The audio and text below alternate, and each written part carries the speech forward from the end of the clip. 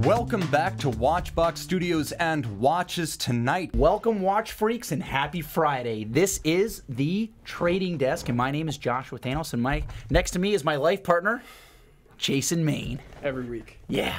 Now, jumping into men's watch. This is a catch-all category, but I'm going to pick one of the little guys, and this is from a class of mostly little guys. The only really big brand in there is Vacheron, but I'm going with the smallest brand on the page, the Acrivia Chronomètre Contemporain. This is Recep Recepi's masterpiece. 38 millimeters, black or white Grand Prix enamel dial, and a 100-hour movement to put F.P. Journe, Laurent Ferrier, and even Ludovic Ballard on notice. Hand-finished, beautifully executed. This is from a guy who interned as a watchmaking apprentice at Patek when he was in his teens.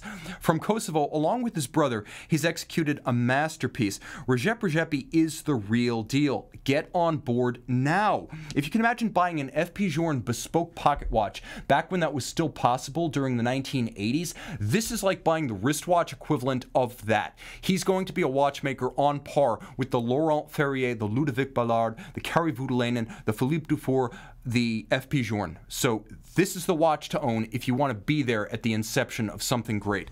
I'll also say, snubbed, Nomos with the Autobahn. For $4,800 US, the Nomos Autobahn is the best men's watch that frankly, not enough people talked about, and the GPHG overlooked entirely. So a striking watch designed with imagination by Werner Eislinger and his crew. There are 3 versions, which you can see right there, of which the blue granular dial with its dished bowl-like profile is easily the looker and the one to own. 41 millimeters automatic winding with a new in-house caliber spectacular loom.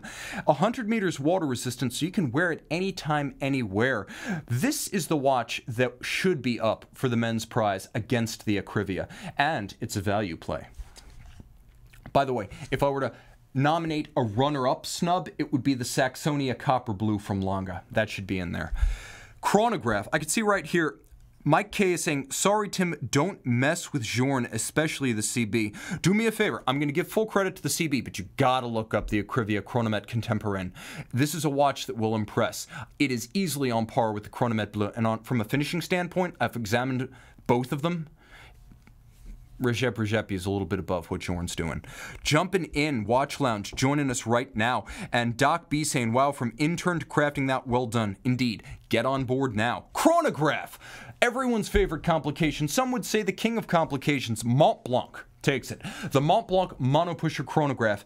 There were 2 chronographs at SIHH 2018 that had journalists giddy with joy and covetous with desire, and this was one of them. The Montblanc, finally combining the revered Montblanc Minerva calibers, finished Patek Philippe style to Patek Philippe standards, but now in a wearable size, no more 50 and 47 millimeter chronographs out of Minerva. This is 40 millimeters in steel, a base metal, and that green dial chrono sets hearts aflutter. If we could go back to the Montblanc dial right here with cathedral style semi-aviation theme. I love this one, and you're paying for the watchmaking in steel, not for precious metal this time.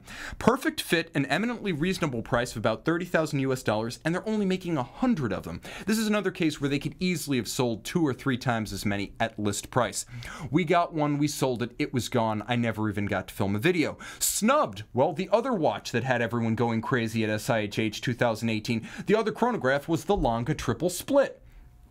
Monstrous and mechanically masterful. This is as much a work of art as anything on the program tonight, including the Acrivia. And I have to say, it's only about a ½ millimeter thicker than the double split. You can split seconds, minutes, and hours with this monster. They're launching it in white gold in 100 pieces. That will not be the end of it, but what a way to start. That thing got snubbed. Jumping in, I can see Matt Foster saying, Montblanc AD called me last week and offered me one of these.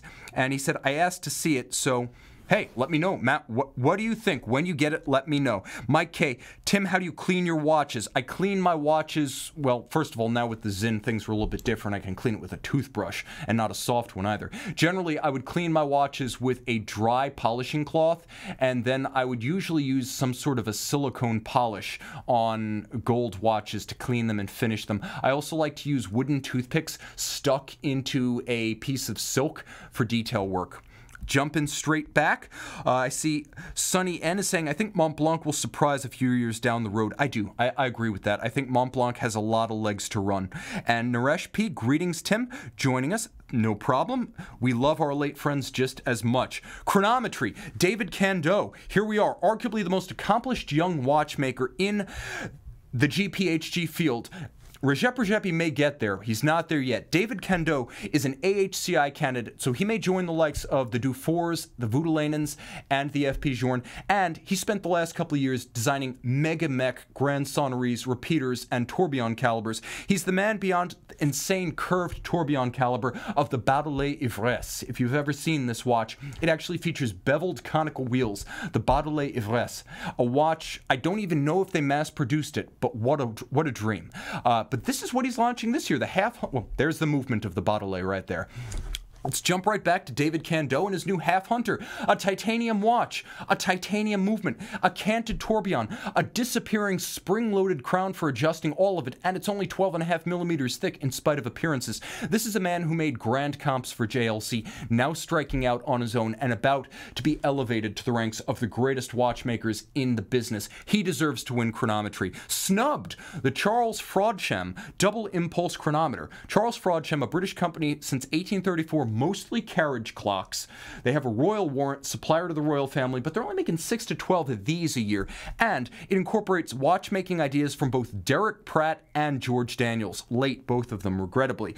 Own a Daniels double direct escapement, and in chronometer grade timing trim. There's an image of what you get in this watch. A fearsomely complex project spanning decades, the double impulse chronometer is entirely a product of England and the first wristwatch from Frodsham. Short of a Roger W. Smith, this is as close as you can get to a modern day George Daniels and, for that matter, a Derek Pratt. It's like you've seen behind the curtain, and the guys that work at a boutique level, you got to remember too, like, because I worked the new side of that, right? I worked retail. Yeah. And I was lucky enough to come. People, Jason. Well, I don't think so. I was lucky enough to come from a multi-brand store. Mm-hmm. You know, with Tourneau, we carried multiple brands. And with my 10 years with Tourneau, I've probably seen 50 or 60 different brands at retail. Well, you were selling Invictus. Well, no. Well, you're going retail for that one. Back in the very first year of when I worked for Tourneau, we sold Invicta. That's terrible. I can't believe then we cut the line.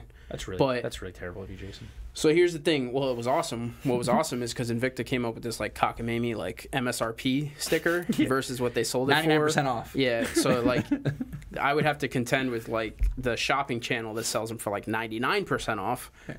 We would sell them for 80% off, but the real retail is, and that was really bad. No, but so I was lucky enough to like receive brand trainings from probably 65 plus brands straight from the brand. And what you have to realize is that guys that work at mono-brand boutiques, they only receive one brand training. Yeah. They only know that brand. It's true. Unless they're real watch geeks. But even then, I mean, watch geeks and watch guys that love watches don't receive the same type of insight that you do from a brand training. So guys that only receive one brand's worth of information, they only really have one Bible to preach. Mm-hmm. So when you walk into, they don't have an understanding of the full like market, right? a Hugo boutique, they're going to tell you that watch is amazing. It's very rare. It's one of a kind. You know, they're trying to sell the watch. Nobody makes money unless they make the sale. But two, like, they just don't know any better, legitimately. And no difference than if you walk into like an AP boutique. They might think something's cool because they just think it's cool, and they don't know the market is twice retail on that watch. That's true. So, well, uneducated salespeople, like people who know, all they know is technical aspects of the watch barely.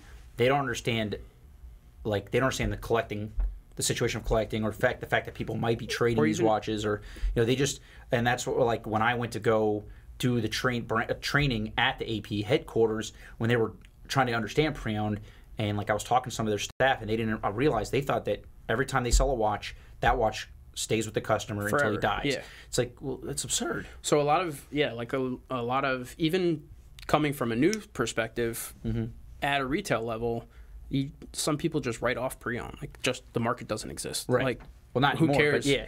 Who cares what happens to it afterwards? But you know, back in the day, you know, Tourneau, whatever you're working, like, people weren't calling guys and the watch is hot now. Do you want to sell it back? It was just gone. Well, like they do with Ferraris. Like, that's a thing in Ferrari dealerships. And I think that what you're seeing now is all these brands are getting into the pre-owned, and you're seeing companies understand more that, you know, they can't just pretend that their watch is worth something or it's actually rare or something. It actually has to be, and there's a way to test it, and it's very simple. It's not like some obscure way to find out some guy on, you know, some seedy corner. It's like, yo, you just go online and see there's thousands of these things listed. There's how many people, like, well, so I go to the IWJG shows, right?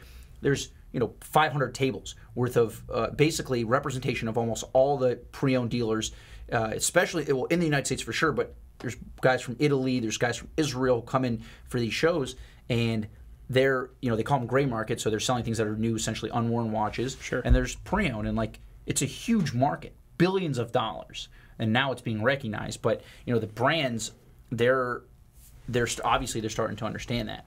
Yeah, know? A lot of brands are, and I mean, to circle back to the initial point that you had, we kind of got off on a little bit of a tangent, which we tend to do because this is a genuine subject. This entire show is a tangent, Jason. To go back to your, you know, to the bad stories, some of those, you know, the majority of those stories spur off of this type of knowledge giving. Yeah. You know, so when a guy calls you and he has you know, you have a very good conversation with the guy who is about his wits, he knows what he's talking about, but somebody told him something that he believed and it just happened not to be true, or that person wasn't informed well. So now the guy buys a watch. It's a limited edition. It's made of gold. It's a tourbillon. It's a, you know, whatever it is.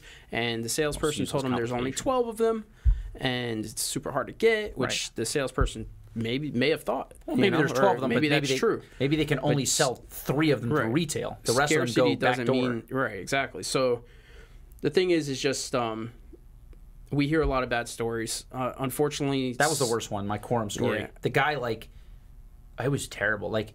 So it was right when I first started working in this industry, and the guy, like, I was super naive. Now, like, I'll ask some questions so I don't walk myself into that door. But, like, I think he asked me about the watch, how much I should pay, or how much I would pay for it. I offered him, like, 10 grand or something for the watch at, like, a 60,000 retail.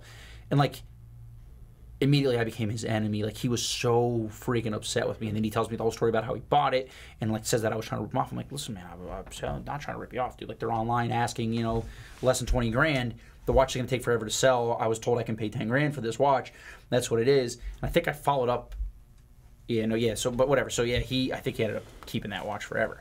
But I mean, that was a really, really terrible situation. But, like, you know, you hear, like, women go to buy their husband's watches for their birthday or whatever, knows her husband's a watch guy but doesn't really know what's going on, walks into a boutique, and, you know, the guy sees a sucker walk through the door, or maybe just wants to make a sale, and, you know, tells her, hey, you got to buy this gold, you know, solid gold Breitling at full list.